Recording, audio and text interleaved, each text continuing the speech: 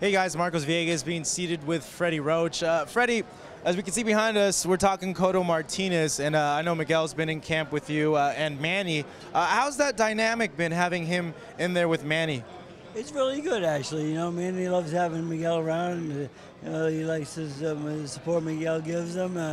They've even got in the ring a little bit and showed Manny how he thinks he can make it move a little bit easier here and there. So they get along well. I don't think there's any worries about them fighting each other again. You know, because Manny's a small 47-pounder and Miguel's fighting at 160 now.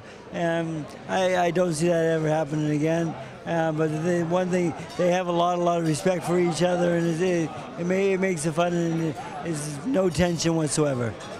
Talk to me about that move up for Miguel. He's moving up to 160, so I would imagine for him, how is that, and how are you advising that move up?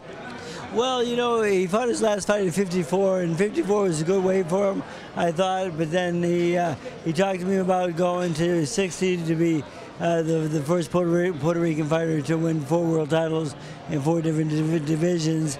And I said, yeah, we can definitely go for that. Martinez, I think, is the right guy. You know, we had a choice between Martinez and Canelo Alvarez, and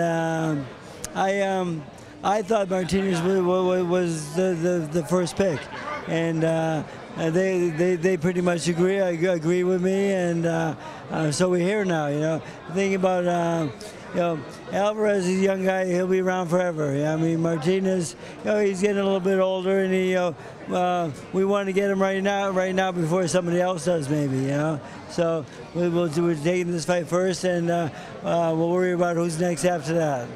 What do you think would have been a harder matchup, hypothetically, Canelo or Sergio? I'm not sure. Sergio has a little more experience, and he's older, more of a veteran, and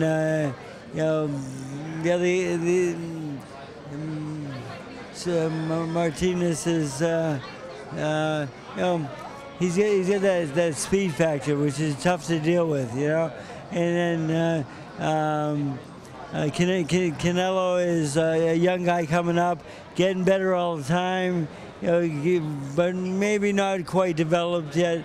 But I think still learning. But looked really good in his last fight, and they were both be great matchups, of course. But I thought that this one first and the other one second would be the best order for Miguel.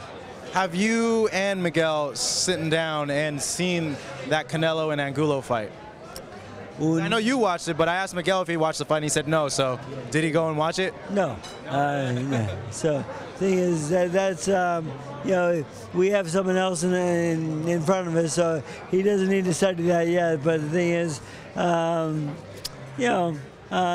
he fought well in that fight. He looked good. I think. His opponent was a little bit shot. I think he's been in a couple too many wars, and it might be time for him to call it quits. I know he's a good friend of mine, and I know it's maybe hard for him to hear that, but it's probably the truth. And I think his best days are behind him now. For the rest of the camp, what's the plan now for Miguel? How are you going to schedule everything? Well, on Sunday we head back to LA, and on Monday we start working again, and we start sparring on Tuesday.